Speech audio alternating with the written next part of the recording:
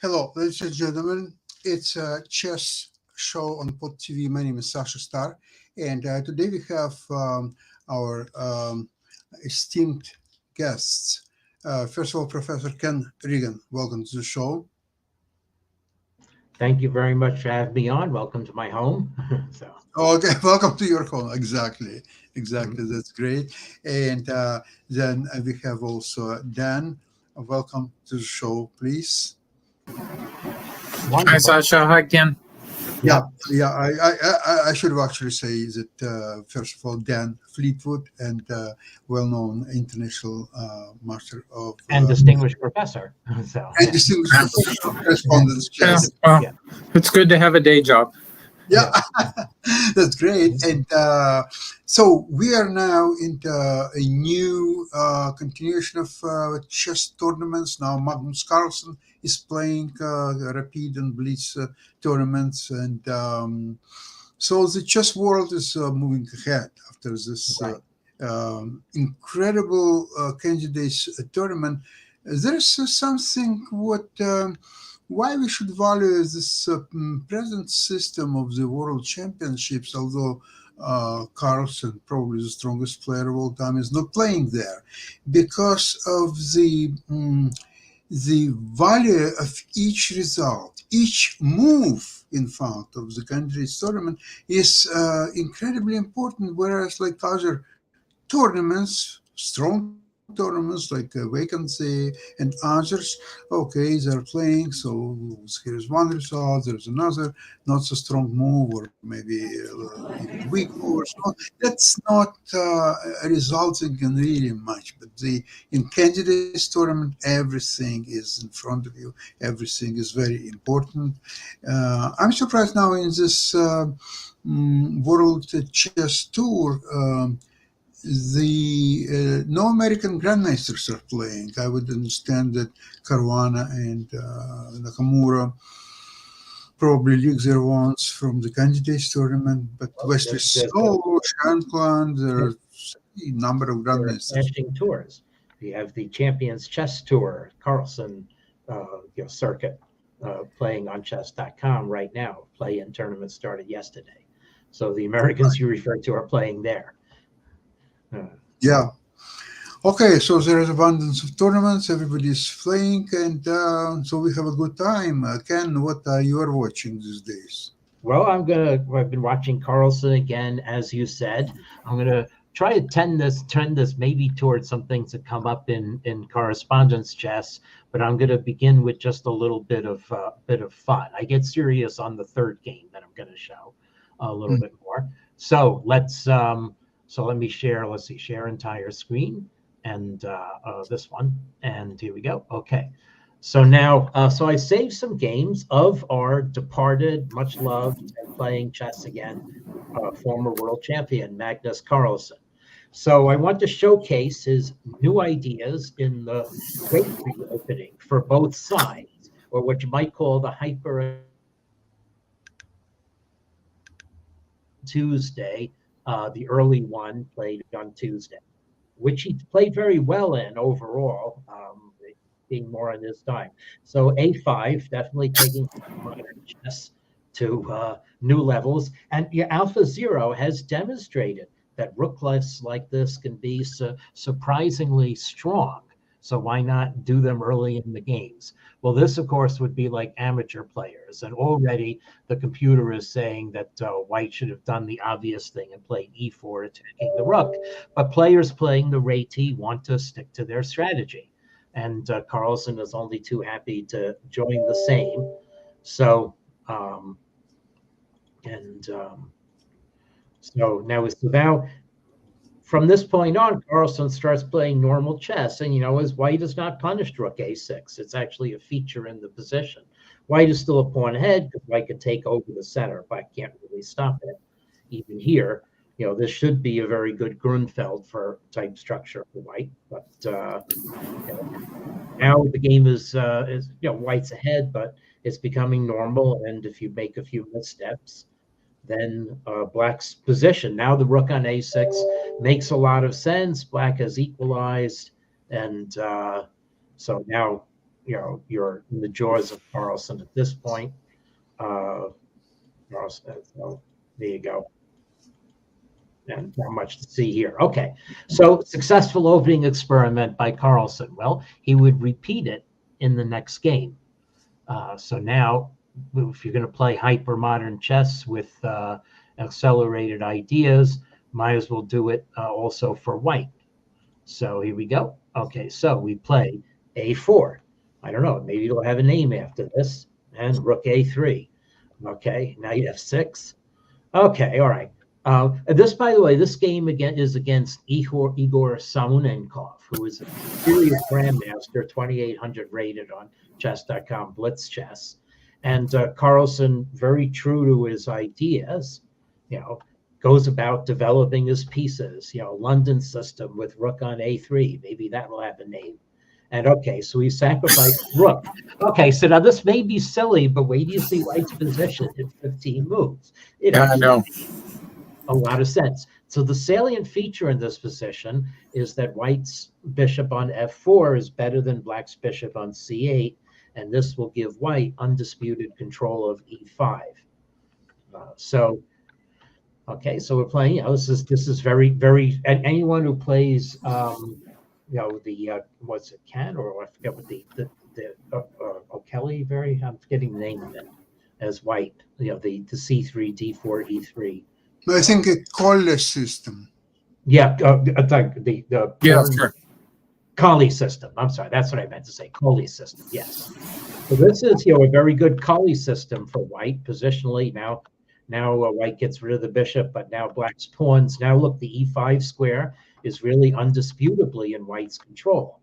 And well, the engine is still saying pawn advantage to black, but it's not 2 pawns advantage, which an exchange up would connote. The engine is saying that white really does have positional computation. And black's bishop on c6 is just doing absolutely nothing. All right, goes to e8. That's probably its best square. And so black could have apparently punished white's move. Well, rook c8 rook c8 now says X. I don't know. The engine evaluations don't understand Carlsen's play any more than we do. Anyway, so black still has the advantage, but white is making progress, opening up a new front on the queen side. And we just keep on playing chess and don't care if you make some bad moves because the character of this position is pretty solid. Attack when you're behind in material and behind in position. Attack, that's always a good role.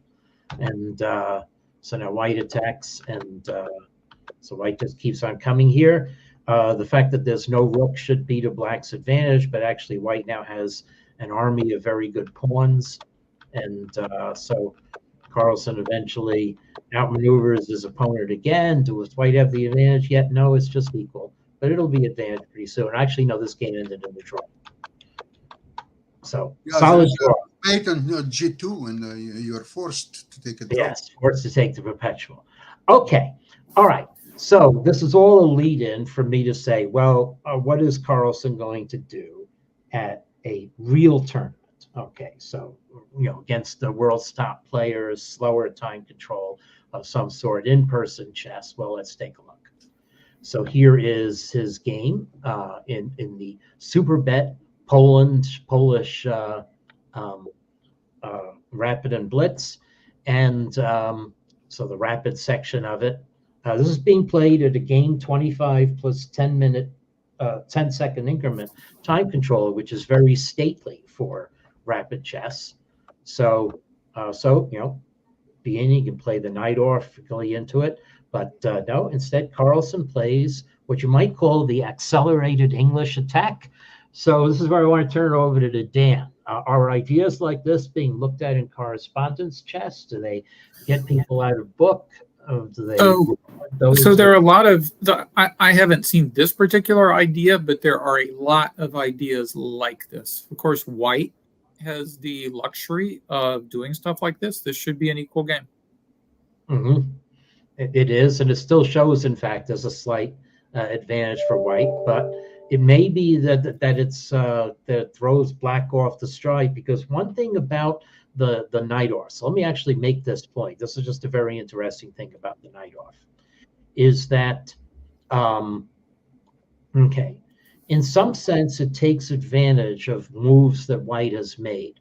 And the really funny thing about this position is that black is actually threatening to get a moral advantage, if not a technical advantage, by playing e5. The resulting positions generally favor black. So Yeah, it's like a Rui Lopez where you don't have to suffer. right. That's right. So that's the dynamic point, and that's taking advantage of the fact that white made moves. So here, white avoids committing, and maybe black has to say, well, what am I going to do? So black plays, has in the knight off, but e5 doesn't have a point. d4 hasn't happened. d4 isn't going to happen. Ken, may I ask you a question? If you come to the position after h3, and it's a black's move, right? Why wouldn't you try how I should call it a caveman attack? e5. Okay, well that's block in it. No more d4, and next move f5. Next move f5. Wow. Okay. Well, bishop c4. I don't think you're really going to play f5 in this position. Wow. Let's see. Yeah, caveman style. Yeah, but it's if you're playing against an engine, you're going to lose this badly. Against a human, yeah. Maybe you get away with it. Maybe you get away with it. I don't know. It's the let's see. I guess one little nuance here is that in lines where closed Sicilian lines where white has played knight e2, then white gets a better grip on d5. So yeah. Okay, it's possible. And anyway, to use h3, which is probably not the most not the strongest move by far, and I'm just trying to expand black's position in the center. But again, it's just one of the lines. Yep. Yeah, so black can't go nuts there because it's a move that's useful in lines, and so black has to decide whether or not he wants to transpose into something that he knows, and Magnus probably isn't going to allow him to do that. So especially in a rapid game, it's useful. In a correspondence game, a move like that, you look at it and it's like, okay, the computer will probably calculate this from move 3 better than I will. Well, the value that's the sad thing. Yeah. The value of h3 move, in my opinion, is that later on you can transpose in lines when white could play g4, and in that situation, h3 is a valuable move. Well, if black allows that, then white. This was my point. You have to decide whether or not you're going to potentially allow white to get into one of those favorable, as Ken said, English attack lines. Right. Well, that's why I would like to avoid all positions that h3 could be a valuable move. And in my opinion, e5, f5, very active play. Not that I could win the game with the style against Magnus Carlsen, but at least try not to make h3 valuable moves. That's all. Yeah, sure. I started playing the Dragon, I don't know, in 1974 or 1975. Black, after a move like h3, black could play g6. Yeah, that's true. Let's play a Dragon line. Those are equal too. Yeah, that's true, because white's not playing h4 to speed. Yeah, you lose a tempo in those lines, and you're not going to be able to get into the strong. And so you're basically going to play an equal game. Now, Magnus is going to outplay you, but he's going to do that anyway. So yeah. So Magnus plays a4, so play on the other side of the board with this. And now black plays e6, which is significant. This I don't understand. Yeah, that I don't. That actually plays into the English attack. So I think g6 much better move. Yep. Oddly enough, the engine wants black to respond in kind by playing h6. So maybe there is a logic to this play on the dark square, or denying possibilities of the opponent's pieces. Yeah, I just absolutely would play g6 here, but that's me. Yeah, g6 puts it in the pawn edge advantage, according to this. It's very strange. Well, I don't know how seriously to take the engine evaluations, but e6 does seem wrong to me, because now I'd like to just make an analogy with in some games, white starts with move a3. trying to get into positions when h3 could be useful later on.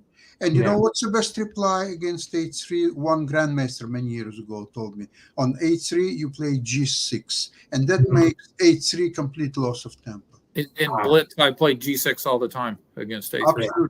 Absolutely. And I also play that against E4, C5, A3. Then I'll play G6. Exactly. If you give me a chance to play the dragon as black without playing the Yugoslav, one of the best lines of the Yugoslav attack, I'll always Black is okay. Yeah.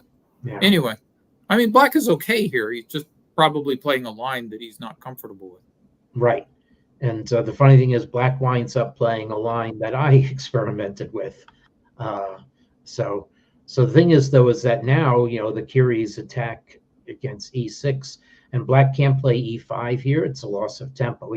Black can play e5, but anyway, b6, and now g4, a consistent move. So, I experimented with playing like this, I mean, this is like Shevinigan Hedgehog now. Yeah, exactly. But here we go, g5. So I is able to pose some uncomfortable problems. Usually, I'd like my other knight to be on that square. So h4. Here we go. The ants are advancing, and there's a question where white's going to put the king. Well, we'll see where white puts the king in a little bit. So queen d4. Nice strong square for the queen. Black can't oppose it with a piece on f6. d5, is that going to happen? White's got 4 pieces on it. So black castles, good move. b3, and now white, has a veiled attack against black's king, so that provokes black into blocking. But now white has a target. Now this position is evaluated at half a pawn advantage to black, okay, with b takes a4. So we can't necessarily say that Stockfish thinks white's play has been a success, but there is a question of, what does each side do? And it's easier to think of what white is going to do than what black is going to do. But whatever, let's see. The engine just wants black to play a move like a5, and then your move, Sasha, f5. But anyway, black plays f6. Now g6. Yeah, I love this move. Just, pile on, sacrifice a pawn, but we're going to open up some lines. And white's now bring this back. White's got control of d5 after all. Still half a pawn advantage to black, but frankly, I'd much rather play white in this position. Oh yeah, this position is hard to play for black. I mean, one inaccuracy and you're going to be in the soup. Right. Yeah. And there is idea bishop h3 and bishop e6 later on. Not very pleasant. So it really needs to be asked, why does Stockfish show a half pawn edge to black in this position? Well, if you can play like with brutal accuracy, I suppose you can hold this. But then again, I don't know. I don't know. Black's down a piece. Black has 1, 2, 3, 4, 5, 6 pawns on the king side center, including the pawn on e7. So yeah, I'm agreeing with you as a human, but sometimes the computer has these tricky ways of digging out. Yeah, and sometimes it's just a horizon effect at the level that's used in chess.com.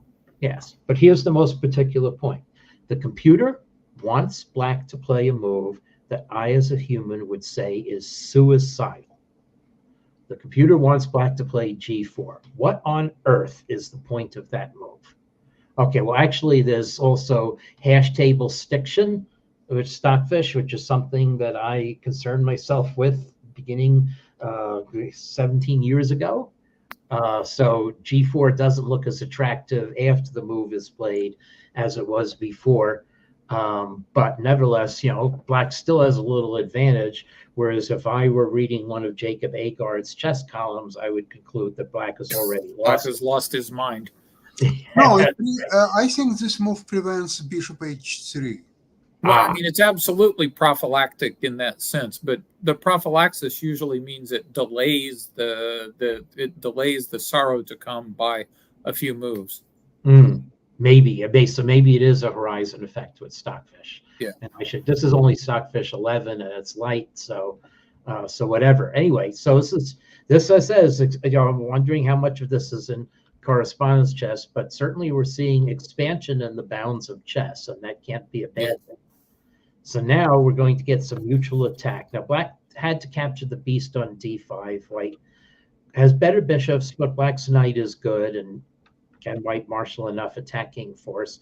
So this, I think, is a natural move, although it's tabbed as a blunder. So now this is saying that white should play b5, but this is just normal chess, and it's a rapid game. So white could have played h6 here, was the right time for it, but instead here we go. We're going to attack, and we're going to get what often happens in these games, which is a perpetual check. So well-played game by both sides, new frontier in chess. So, I mean, Carlsen is doing well. He has 4 out of 6 in the tournament on the whole. Anyway, this was the results of the past round. I have a strange feel that Carlsen is getting a little bit bored with chess in general. That's why he's playing a5 and a4 moves or so on. He just wants to get some kind of unusual novelty positions where maybe even worse objectively for him, but he will have motivation to fight and save probably difficult position. That's my it's a way of giving odds without giving up a piece. Same as like with Nakamura playing the Bong Cloud. Right. Mm-hmm. You're basically giving, I don't know, odds of 3 tempi or so. Mm-hmm. Yeah, agree. So there's some seriousness here, but how it will enrich chess, don't know. Certainly makes for some interesting games. Yeah, so it kind of going back to the question about correspondence chess, you can play a move like 3h3 in correspondence chess and get an interesting position, but you have to be a little bit careful not to do something like that in an open position or so, because in an open position the engine will absolutely destroy any human. In a closed position, doing like original and unexpected moves can lead to more play that leads to not only interest but sound positions. And so you'll see some of those if you look at some of the finished games, for example, in the 32nd and 33rd World Correspondence Chess Championship. You'll see some unusual openings. Like I played the Reti Zukertort in several games and got some interesting and original positions in those. In open lines, the engine is just going to calculate things like 70 ply deep. And you're going to wind up getting into a 0-0 position with like a forced perpetual check, somewhat similar to what we saw in the last game. Right.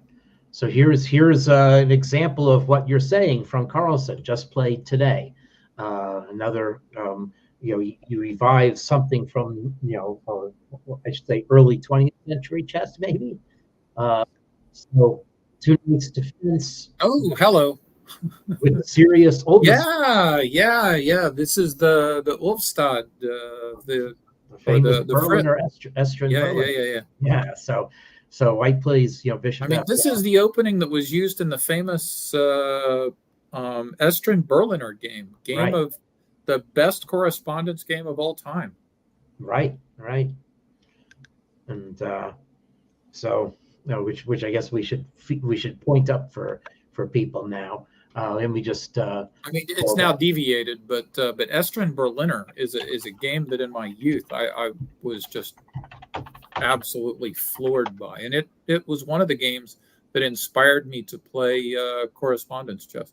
This is just, I mean, this is in the days before engines. This is just absolutely brilliant by Hans Berliner.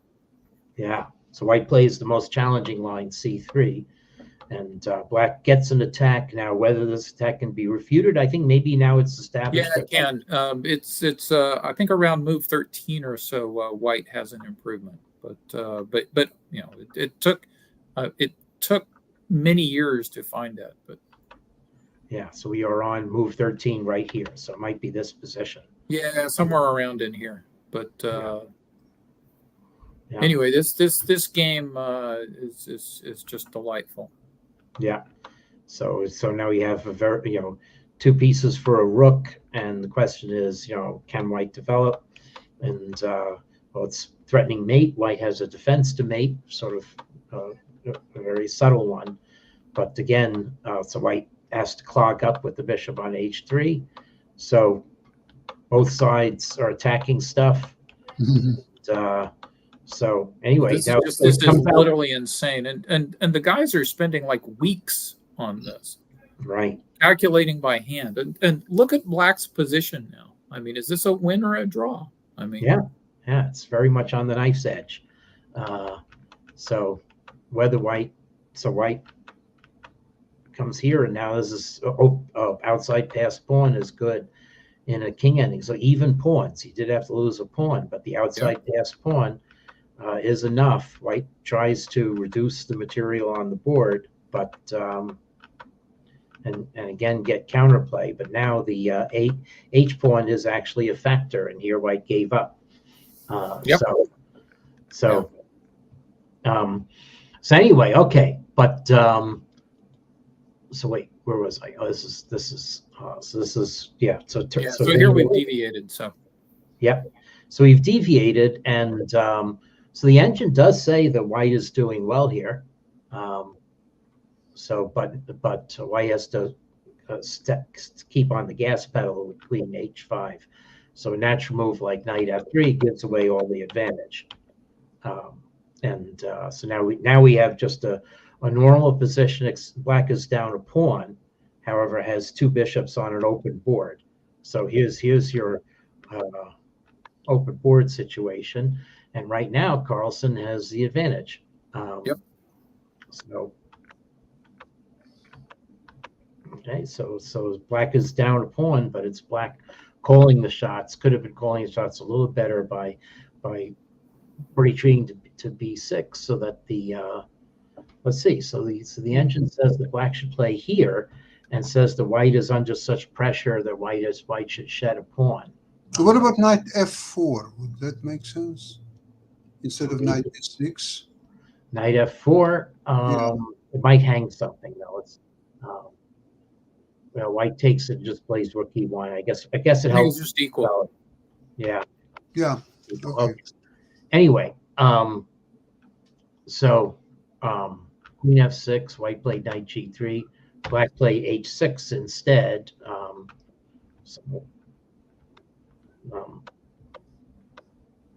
So now white is back in the game.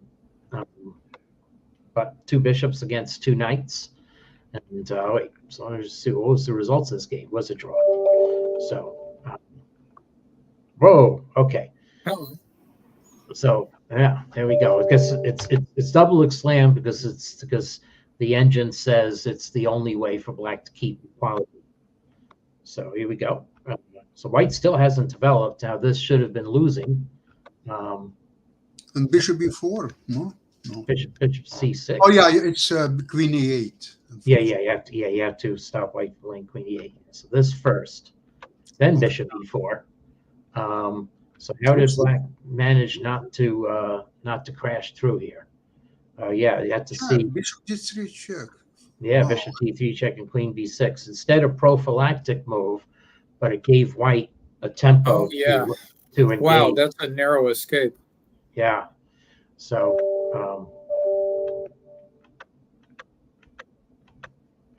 this is good enough for perpetual check. Mm-hmm. And draw. Another entertaining game. Yeah. So outstanding. So the last Sorry. Go ahead. Dan? You were going to say something, Dan? That's No, it's so who's leading now? Oh, so it's a tie with Carlsen and Wei Yi on 4 out of 6. Still very well bunched. Okay. Yep, 3 more games tomorrow. Because I thought Shevchenko had like a tremendous start, so he must have not done as well today. I think he lost a couple of games on second day. Yeah, he was 3 out of 3 after first day. Right. That's true. And one of Well, his games was supposedly good at attacking. So last thing I just want to say is that we ended last time with gritty endgames played by Ju Wen-jun, and she had an impact on the last round. I He love was this one game. of the people who were vying for the tournament. So Karapov had an advantage, a little advantage, maybe somewhere around here, because Black's has 2 bishops and a nice pawn center. So I'll take it from here. But Ju Wen-jun just keeps on playing chess, puts a little pressure on Black on the d5 square. Now you have to solve the problem of where White's knight can find the square. So Black decides to act first, and now, hey, White's knight found the square. Now it's equal. And okay, well, so a little bit of a lot of challenging play, and maybe I'll also this is so White actually has the advantage here, and that's a nice move. And now the position has gone into a case where it's definitely structurally better for White, better bishop, better squares, and Black should draw, of course. And Black it's 0.00 according to the engine. But you just keep on playing chess, and there's one very instructive little endgame moment coming up. That's the reason I want to show this. Okay. So, obviously, you're Black. You're thinking, well, White's going to get my pawn, and I'm going to get White's pawn. So, check. So, where should Black's king go? Well, there are lots of places that Black's king can go, except where Karabov put his king. Okay. So king b4 holds a draw because the c pawn is counterplay and the a pawn is hard to defend. But Karabov took the a pawn, and after this, I remember seeing that, and it's like, yeah. Oh my goodness. Yes, maybe Karabov thought that Black had enough checking distance, but there are some details of this position. So Black's king is so far away that White is able to engineer the emergence of his king in front of the point. So White can now go ahead and do this because the ways Black would have of diverting White's rook are not going to be in time. So Black's king gets only so far, and now this was clear enough that Karabov resigned. White's pawn is going to g4, and Black's king will be cut off on the e file, and it'll be simple losing in position. So, okay, so that's so more credit to Ju Wen-jun for winning and reaching an even score and playing over 2,700 level in the tournament. She is also playing in Dubai and maybe has an above 500 score. It'll be interesting to see how she does. So here's Dubai is happening, and Niemann's game, which I was looking at, did end in a draw. So Niemann has played a succession of draws against IMs or sub 2,600 GMs, but he's still obviously in the battle for first. Okay, all right. So I'm gonna. Ken, thank you very much for all valuable information about, especially this. I enjoyed watching after so many years again this Estrin Berlin. Yeah, thanks. Yes, that's kind of almost like Anderson Kizeritsky, great game. Almost just as exciting. And by the way, I forgot to tell you, last weekend I was playing with my wife Nava in a local tournament in Collingwood. Yes, organized by Milan Somberg. It was a fantastic event, about 100 players. Nava took clear second, and I tied for third. Oh, congratulations! Yeah, Very nice. We did quite well. And what I figured out is that I haven't played tournament game at least for 10 years. And I enjoyed it tremendously. There is no craziness of the blitz, 3 minutes or 1 minute, or even rapid games, 15 or 25 minutes. It's whole hour and a half with increments. And I just enjoy myself. The only thing is, it's very difficult to figure out which opening to play because I know I know many openings, and to find what's the most unpleasant one for your particular opening, that's a little bit of a guessing game, because on that level you don't have access to your opponent's games and so on. But so I started to look into games of great players, and I found that Spassky was very successful playing, for example, against Sicilian, this move order e4, knight c3, knight g e2, g3, bishop g2, g3, bishop b3, queen d2. So you can play many moves without actually thinking, and there is no well-known plan for black to neutralize. I mean, I'm not saying that the white has decisive advantage, far from it, but you still have complicated position with almost no exchanges for for next several moves, and it's really playing on a proposition that black has to have a viable structure to have at least equal position. And sometimes black doesn't do a good job because they used to play open Sicilians almost all the time. So they know most likely open Sicilians quite well and the latest lines or so on. But there is very little knowledge required in this type of positions. It's your positional feel, it's your knowledge of different structures. And so I was quite successful. I played it both with black and white colors, and I scored almost 100% with that. But that's a side point. Then there was a cocktail party, and I have 15 minutes concert that I played on the piano. Nice, yeah. So it was very enjoyable event. We stayed at our daughter's. She has a cottage. Actually, it's a house in the Collingwood area. So we stayed there and had a very good time. So next year it will be again, and so Be good, yeah. at the closing ceremony, I said next year in Collingwood. That's Not right, yeah. Jerusalem, but I replaced it with Collingwood. Thank you so much for Oh, today's thank you so much too. Yeah. All right. We'll Take see you care. next week, same place, same time. Bye bye. Bye bye.